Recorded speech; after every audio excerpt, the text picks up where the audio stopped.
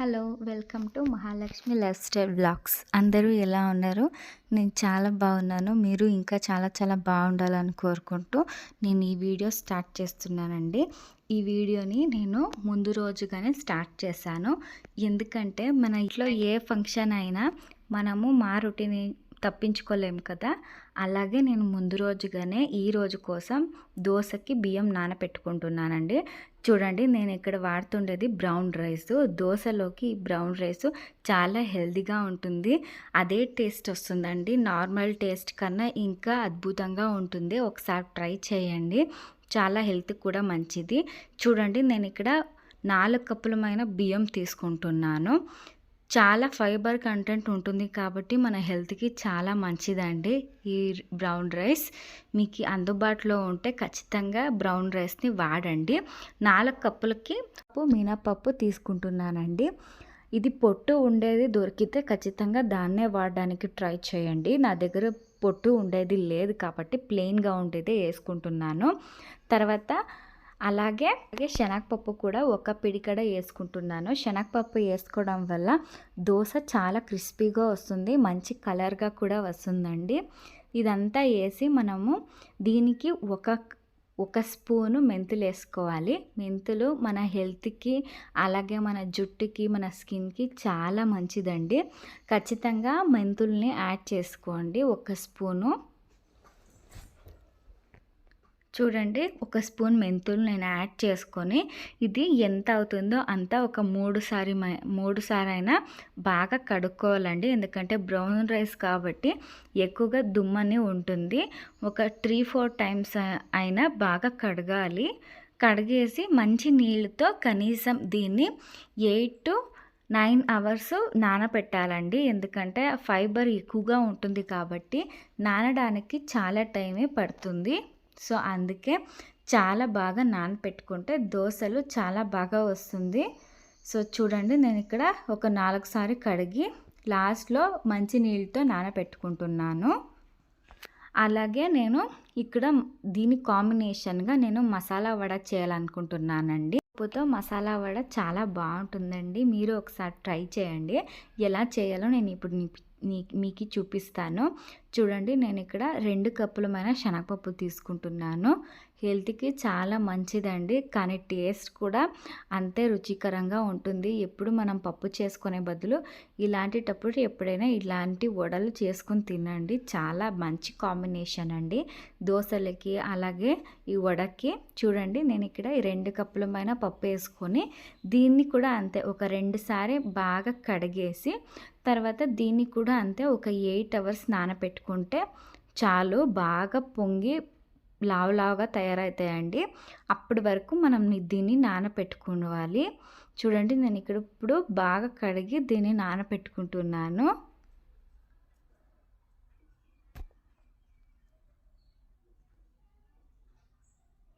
చూడండి, మంచి నీళ్ళతో ఇలా నానపెట్టుకుంటున్నాను నేను.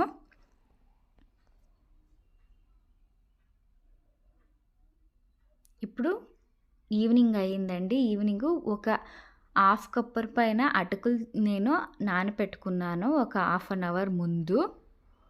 ఇప్పుడు దోశలకి మనము చేసుకుందాం. చూడండి, బాగా నానింది. ఇప్పుడు నేను గ్రైండర్కి వేసుకుంటున్నాను. మీ దగ్గర గ్రైండర్ ఉంటే గ్రైండర్కే వేసుకోండి, లేదంటే మిక్సీకైనా కొంచెం వేసుకొని మెత్తగా ఎంత అవుతుందో అంత నైస్గా రుబ్బుకోండి. అది నైస్గా రుబ్బేయాల్సిన అవసరం ఏమి ఉండదండి. కొంచెం బరకగా ఉన్నా కూడా సరిపోతుంది. ఎందుకంటే దోశకే కాబట్టి చాలా బాగుంటుందండి. ఇలా మనం గ్రైండర్కి వేసుకుంటే పిండి బాగా పొంగుతుంది. దోశ కూడా అంతే చాలా బాగా తయారవుతుంది, క్రిస్పీగా అవుతుంది. అందుకే నేను గ్రైండర్కి వేసుకుంటున్నాను. చూడండి, నీళ్ళంతా వంపేసి నీళ్ళు కొంచెం కూడా వేయకుండా ముందు ఫస్ట్ మనం ఒట్టిగా అట్లే బాగా రుబ్బుకొని తర్వాత కొంచెం నీళ్ళు యాడ్ చేసుకొని నీట్గా రుబ్బుకోండి. అప్పుడు దోశ పిండి అనేది బాగా పొంగి సాఫ్ట్గా తయారవుతుంది. అప్పటి వరకు మనము బాగా ఒక 1/2 అవర్ అయినా ఇలా గ్రైండర్కి మనం వేసుకోవచ్చు. అలాగే మనం మిక్సీకి వేసుకునేటైతే కొంచెం నీళ్ళు వేసుకొని అది కూడా అంతే బాగా మెత్తగా అయ్యేటట్టు మనము రుబ్బుకోవాలా. చూడండి నేను ఇదంతా అయిపోయేలోపు నేను ముందుగానే అటుకుల్ని హాఫ్ కప్ తీసుకున్నాను కదా, అటుకుల్ని నేను ఇక్కడ యాడ్ చేస్తానండి. యాడ్ చేసే ముందు కనీసం ఇది ఒక 50% అయినా ఇది బాగా తయారవ్వాలా, బాగా పిండి తయారవ్వాలా. తర్వాత అటుకుల్ని వేసుకోవాలా. చూడండి ఒక 50% బాగా తయారైంది పిండి, బాగా రుబ్బింది. ఇప్పుడు నేను దీనికి అటుకులు వేస్తున్నాను, నానబెట్టుకున్న అటుకులు. చూడండి ఇదంతా వేసి బాగా మెత్తగా అయ్యేటట్టు మనం దీన్ని రుబ్బుకోవాలండి. బాగా తయారవుతుంది అప్పుడు పిండి. చాలా హోటల్ స్టైల్లో మనము దోశ చేసుకుంటే ఎలా ఉంటుందో అలా ఉంటుందండి. బ్రౌన్ రైస్తో చేసిన దోశని ఎవరు కనిపెట్టలేరు. అంత సూపర్గా టేస్టీగా ఉంటుంది. ఒకసారి నేను చేసేటట్టు మీరు చేయండి. చూడండి ఇలా అయితే సరిపోతుంది. కొంచెం బరకగా ఉన్నా పర్వాలేదు, క్రిస్పీగానే ఉంటుంది. నేను ఇప్పుడు దీన్ని తీసుకుంటున్నానండి ఒక పాత్రలకి. చూడండి నేను మొత్తం తీసుకొని ఎంత కావాలో అంత మాత్రమే ఒక చిన్న గిన్నెకి నేను తీసి పెట్టుకుంటున్నాను మార్నింగ్కి. చూడండి ఇప్పుడు నేను ఆన్ పాటే నేను తీసుకుంటున్నాను. మీకు ఇలా కుదిరితే ఇలాగే తీసుకోవచ్చు, లేదా ఆఫ్ చేసైనా తీసుకోవచ్చు. నాకు ఇలా కంఫర్టబుల్గా ఉంటుంది కాబట్టి ఇలా తీసుకొని దానిలోకి ఉప్పు వేసి బాగా కలిపి పెట్టుకుంటే పొద్దునకి బాగా పొంగుతుంది. ఇప్పుడు చలికాలం కాబట్టి సరిగా పొంగదు కదా, అందుకే నేను ఇక్కడ తగినంత ఉప్పేసి కలిపి పెట్టేస్తున్నాను. మొత్తం కలపట్లేదండి, కొంచెం ఫ్రిడ్జ్లో తీసి పెట్టుకుంటున్నాను. ఫ్రిడ్జ్లో తీసి నాకు ఎంత కావాలో పొద్దునకి అంతకి నేను దోశకి ఉప్పేసి పొద్దునకి మ్యారినేట్ అవ్వడానికి వదిలేస్తాను. అప్పుడు బాగా పిండి పొద్దునకి బాగా పొంగి వస్తుంది. ఇప్పుడు అదే గ్రైండర్కి నేను ఈ పప్పుల్ని వేసుకుంటున్నానండి. చూడండి పప్పులు ఎంత బాగా పొంగినాయో కదా, బాగా నానింది. సో అందుకే చాలా బాగా ఉంటుందండి ఈ వడలు. ఖచ్చితంగా ఇలాంటి వడలు ట్రై చేయండి. మన బెంగళూరు స్పెషల్ మసాలా వడ అండి ఇది. చూడండి అదే గ్రైండర్కి నేను వేసుకుంటున్నాను. ప్రతిసారి మనము ఇడ్లీ కానీ దోశలు కానీ చేసేటప్పుడు ఇలాంటి వడపిండిలు కూడా మనము రుబ్బుకొని పెట్టుకుంటే దానిలో కాంబినేషన్గా లేదా సైడ్ డిష్గా మనం వేసుకోవచ్చు. కడిగే అవసరం లేకుండా ఒకేసారి మనము పిండిలన్నీ రెడీ చేసి పెట్టుకుంటే ప్రతిసారి మనం గ్రైండర్ కడగడానికి కొంచెం ఇబ్బందిగా ఫీల్ అవుతాం కదా, అలా ఏమి కాకుండా వారానికి ఒకసారి అయినా ఇలాంటి పిండిల్ని ఆడించుకొని పెట్టుకుంటే వారం అంతా వస్తుందండి. చాలా బాగానే ఉంటుంది. ఫ్రిడ్జ్లో ఒక 3-4 రోజులైనా ఫ్రెష్గా ఉంటుంది. ఒకసారి మీరు కూడా ఇలా నాలా ట్రై చేయండి, చాలా బాగుంటుంది. పొద్దున బ్రేక్ఫాస్ట్కి కానీ లేదా ఈవినింగ్ స్నాక్స్ కానీ ఈ వడలు చాలా బాగుంటుంది. చూడండి ఇలా బరకగా ఉంటే సరిపోతుంది. ఎక్కువగా మెదిగితే ఏమవుతుందంటే వడలు సరిగా రావు. చూడండి ఇంకొంచెం మెదగాల, ఇంత వద్దు, అవసరం ఉండదు. ఇంకొంచెం పలుకుగా ఉంటే తినడానికి కూడా క్రిస్పీగా ఉంటుంది. మధ్య మధ్యలో ఆ పప్పులన్నీ తగిలితే నోటికి. చూడండి కొంచెం ఇలా చేసుకుంటున్నాను నేను. అదంతా పిండి సైడ్కి వచ్చేస్తుంది కదా, అలా అన్నీ నేను చేతిలో ఇలా అంటున్నాను. అప్పుడు అన్నీ ఈవెన్గా మెదుగుతాయి.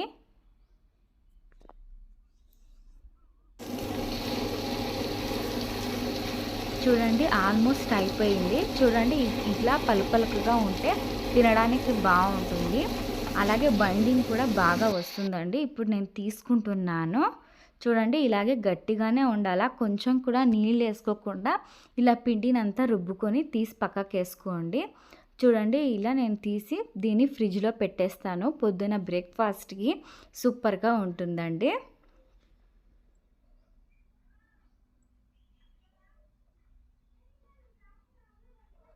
చూడండి పొద్దున అయింది, నేను పూజ కూడా చేసుకున్నాను. మన పువ్వుల నుంచి అంటే మనం పెంచిన కొన్ని పువ్వుల నుంచి ఇలా అలంకారం చేసుకొని ఇలా పూజ చేసుకున్నానండి. మీకు కుదిరితే మీ ఇంటి మిద్ద పైన ఇలా కొన్ని పువ్వుల కుండిని పెంచుకోండి. అప్పుడు మనకు చాలా సంతోషంగా ఉంటుంది, ఆహ్లాదకరంగా ఉంటుంది. ఇలా పొద్దున పూజ చేసుకోవడం అంటే చూడండి ఇలా ముగ్గు కూడా వేసుకొని కొంచెం లక్ష్మీ పూజ కూడా చేసుకున్నాను. చాలా మనసుకి ప్రశాంతంగా అనిపిస్తుందండి. పొద్దున పూజ చేసుకుంటే ఆ ఫీలే వేరు కదా. సో ఇప్పుడు బ్రేక్ఫాస్ట్ చేయడానికి వచ్చినానండి. చూడండి నేను నైట్ పిండి అంతా కలిపి పెట్టాను కదా, చాలా బాగా పొంగింది. ఇలా పొంగితే బాగా పులుపుగా ఉంటుంది కాబట్టి దోశలు చాలా అంటే చాలా బాగా వస్తాయి. సరిగా పొంగలేదంటే సరిగా రావండి దోశలు. చూడండి ఎంత మంచిగా పొంగింది కదా. నేను ఉప్పేసాను కాబట్టి చాలా బాగా పొంగింది అనిపించింది నాకు. ఇప్పుడు ఇది చాలా గట్టిగా ఉంది కదండి, దీనికి కొంచెం మనం నీళ్లు కలుపుకొని దానికి తగినట్టు దోశకి ఎంత కన్సిస్టెన్సీ కావాలో అంత నేను నీళ్ళు వేసి కలుపుకొని దోశలు వేసుకుంటాను. ఈ దోశలోకి నేను టమాటో పచ్చడి చేశానండి. కావాలంటే దానికి కూడా ఎప్పుడైనా నేను వీడియో చేసి పెడతాను. చూడండి కొంచెం నీళ్ళు వేసుకొని నేను వేసుకుంటున్నాను. కావాలంటే మీరు సరిగా పొంగలేదంటే కొంచెం సోడా పొడిలు వేసుకొని ఒక 5 నిమిషాలు వెయిట్ చేస్తే ఇలాగే అవుతుందండి. అది కూడా బాగుంటుంది. ఈ వింటర్ సీజన్లో సరిగా పొంగలేదంటే మీరు కొంచెం సోడా పొడి వేసుకోవచ్చు. నేనేమి ఇక్కడ వేయట్లేదు. చూడండి పెనం బాగా కాగింది. కొంచెం ఆయిల్తో ఇలా స్ప్రెడ్ చేసుకొని కొంచెం టిష్యూ పేపర్లో తుడుచుకొని నేను ఇలా నీట్గా వేసుకుంటున్నాను. దోశలు చాలా క్రిస్పీగా వస్తాయండి. ఒకసారి మీరు కూడా ఇలా ట్రై చేయండి. హెల్త్ కూడా చాలా మంచిది. బ్రౌన్ రైస్ మనం రెగ్యులర్గా ఇడ్లీ బియ్యంతో లేదా నార్మల్ సొసైటీ బియ్యంతో మనము దోశలు చేసుకోకుండా ఇలా మిల్లెట్స్ దోశ అలాగే ఇలా బ్రౌన్ రైస్ దోశ చేసుకుంటే పిల్లలు కూడా హ్యాపీగా తింటారు. వాళ్ళు ఏం వండి పట్టరు నేను తినను అని. వాళ్ళు కూడా తెలియకుండా వాళ్ళు తినేస్తారండి. చూడండి కొంచెం క్రిస్పీగా అయ్యేటట్టు మనం కాల్చుకుంటే చాలా క్రిస్పీగా వస్తాయి దోశలు. కొంచెం బ్రౌన్గా అయితే సరిపోతుంది, లేదంటే సాఫ్ట్గా వస్తాయి. మీరు సాఫ్ట్గా కావాలంటే ఇప్పుడే తీసుకోవచ్చు. నేను కొంచెం క్రిస్పీగా అయ్యేటట్టు వదిలేస్తున్నాను. చూడండి అంతా గోల్డెన్ కలర్ వచ్చింది. ఇప్పుడు నేను తీస్తున్నాను. కొంచెం ఆయిల్ వేసుకుంటే సరిపోతుందండి ఫస్ట్ టైము. తర్వాత దోశలకి కొంచెం కూడా ఆయిల్ లేకుండా కూడా వచ్చేస్తుంది. చూడండి టమాటో పచ్చడితో దోశ అయితే సూపర్గా ఉండింది. మీరు కూడా అంతే ఒకసారి ట్రై చేయండి.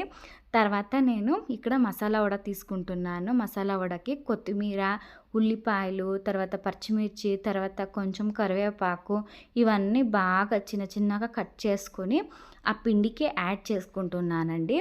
మళ్ళీ తర్వాత ఉప్పు వేసుకొని దీనికి ఎంత అవుతుందో అంత మనము కలుపుకోవాలి. ఎందుకంటే మనము నీళ్ళేమి వేయం కాబట్టి దానిలో ఆనియన్లో ఉన్న నీళ్ళే సరిపోతుందండి. ఎందుకంటే మనం ఉప్పు వేసాం కదా, ఉల్లిపాయలో ఉన్న అన్ని నీళ్లు కూడా వదిలి కన్సిస్టెన్సీ బాగా వస్తుంది. మనం వడలోకి ఎంత కావాలో అంత నీళ్ళు దాని నుంచే వస్తుంది కాబట్టి వడలో వేసుకున్నా కూడా చిరిగిపోకుండా ఉంటుంది. చూడండి ఇలా నేను ఒక 2 మినిట్స్ అయినా బాగా కలుపుకొని దీన్ని ఒక 2 మినిట్స్ పక్కన పెట్టేస్తే నీళ్ళంతా బాగా వదులుతుందండి.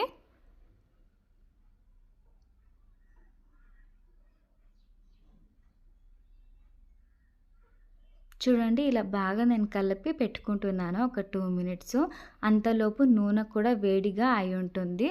ఆల్రెడీ నేను నూనె వేడి అయ్యడానికి పెట్టానండి. ఇప్పుడు కొంచెం చేతుల్ని కొంచెం తడుపుకొని ఇలా వడల సైజు మీకు ఎంత సైజు కావాలో ఎంత లావు కావాలో మీరే కొంచెం చూసి వేసుకోండి. నేను కొంచెం ఒక చపాతీ పిండి లాగా తీసుకొని ఇలా చేసుకుంటున్నాను. ఒక చేతిలో చేసుకుంటే ఈజీగా ఉంటుంది కాబట్టి చూడండి ఆయిల్ బాగా హీట్ ఎక్కాల. హీట్ అయిన తర్వాత వడలు ఇలా ఒకదానిపైన ఒకటి నిదానంగా వేసుకోండి. అంతా వేసిన తర్వాత మీడియం ఫ్లేమ్లోకి టర్న్ చేసుకొని రెండు వైపులా బాగా ఒక గోల్డెన్ బ్రౌన్ కలర్ వచ్చేలాగా మీరు బాగా కాల్చుకుంటే వడలు చాలా క్రిస్పీగా తయారవుతాయి. చూడండి ఇలాంటి చిన్న స్పూన్ తీసుకొని దీన్ని రెండు వైపులా ఫ్లిప్ చేసుకొని రెండు వైపులా బాగా ఉడికించుకోండి. అప్పుడు మధ్యలో దాకా ఉడుకుతుంది. మనం పెద్ద స్పూన్లో కలిపితే సరిగా ఉడకవు, అవి సరిగా తిరగవు కాబట్టి. చూడండి ఇలా గోల్డెన్ క్రిస్పీగా అయ్యేటట్టు మీడియం ఫ్లేమ్లో పెట్టుకొని కాల్చుకోండి. లో ఫ్లేమ్లో పెట్టకండి, ఎందుకంటే పెడితే నూనె బాగా పీల్చేస్తాయి. అందుకే ఇలా మీడియం ఫ్లేమ్లో పెట్టుకొని చిన్న స్పూన్తో ఇలా ఫ్లిప్ చేసుకుంటూ ఉండండి అక్కడే నిలబడి గ్యాస్ స్టవ్ దగ్గర. ఇది ఈవినింగ్ స్నాక్స్ టైమ్స్ కూడా సూపర్గా ఉంటుందండి టీ కాఫీతో పాటు. మీరు ఒకసారి ట్రై చేసి నాకు ఎలా కుదిరిందో నాకు చెప్పండి. చూడండి చాలా బాగా క్రిస్పీగా తయారైంది. నేను ఇప్పుడు దీన్ని తీసుకుంటున్నాను. ఎంత అద్భుతంగా ఉంటుందంటే అమోఘంగా ఉంటుంది. ఒకసారి తప్పకుండా ఇలాంటి మసాలా వడని మీరు ట్రై చేయండి. సూపర్గా నచ్చేస్తుంది మీకు. టీ కాఫీలో పాటు మీరు దీన్ని ఈవినింగ్ స్నాక్స్కి పిల్లలకి ఇచ్చేస్తే మైండ్ బ్లోయింగ్ అంటారు. సో ఇదంతా అయిపోయిన తర్వాత మనం మధ్యాహ్నం షాపింగ్కి వచ్చినామండి. అంటే షాపింగ్ ఏం చేయలేదులేండి, కొంచెం మాల్లో ఈరోజు నా బర్త్డే కాబట్టి అలాగే కొంచెం ఫిలం చూసుకొని అలాగే కేఎఫ్సీలో ఏదైనా తినేసి వెళ్దామని మధ్యాహ్నం ఇలా షాపింగ్ మాల్కి వచ్చినాము. ఇది మన ఇంటి దగ్గరనే ఉంటుందండి, కొత్తగా ఓపెన్ అయిందంట. నేను ఒక్కసారి కూడా వెళ్ళలేదు, సో అందుకే ఈరోజు వెళ్తున్నాము. చాలా బాగా డెకరేటివ్గా అనిపించిందండి, చాలా బాగా అరేంజ్ చేశారు.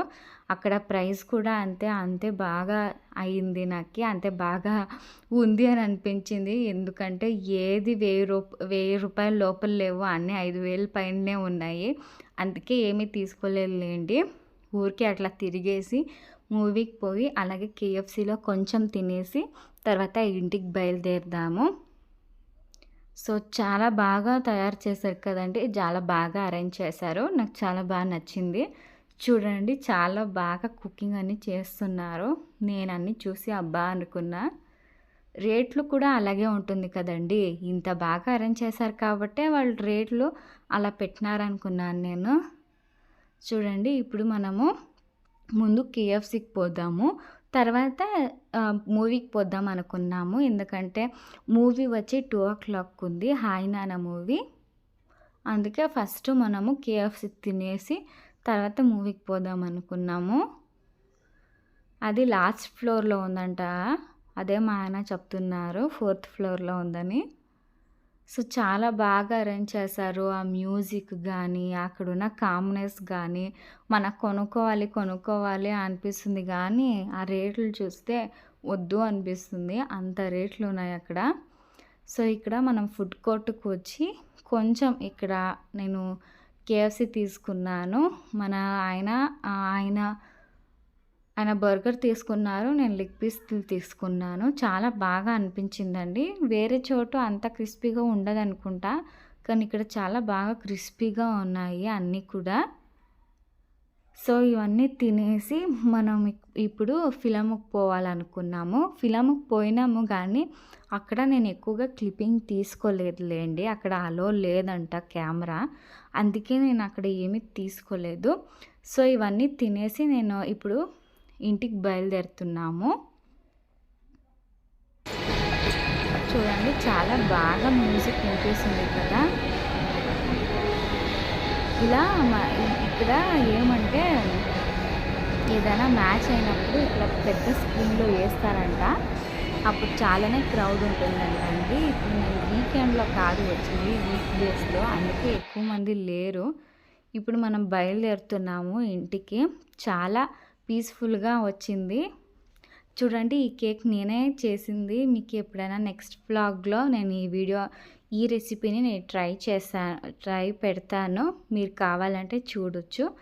చూడండి ఎప్పుడు మనమే కేక్ చేసుకొని కట్ చేస్తే ఆ మజానే వేరండి. మీరు ఒకసారి ట్రై చేయండి. నేను ఇంకొక వ్లాగ్లో ఆ ఈవినింగ్ నేను ఏ రెసిపీస్ చేశాను, ఇంటి వాళ్ళకంతా ఏం సర్ప్రైజ్ ఇచ్చానో మీకు కూడా నేను చూపిస్తాను. అప్పటి వరకు వెయిట్ చేయండి. ఈ వీడియో ఎలా వచ్చింది అని మీరు నాకు తప్పకుండా కమెంట్ చేసి చెప్పండి. ఈ వీడియో ఎంతో కొంత మీకు నచ్చితే దయచేసి మా వీడియోని సబ్స్క్రైబ్ చేసుకోండి. మీ ఫ్యామిలీ ఫ్రెండ్స్ కానీ ఈ వీడియోని షేర్ చేయండి. Thank you for watching this video.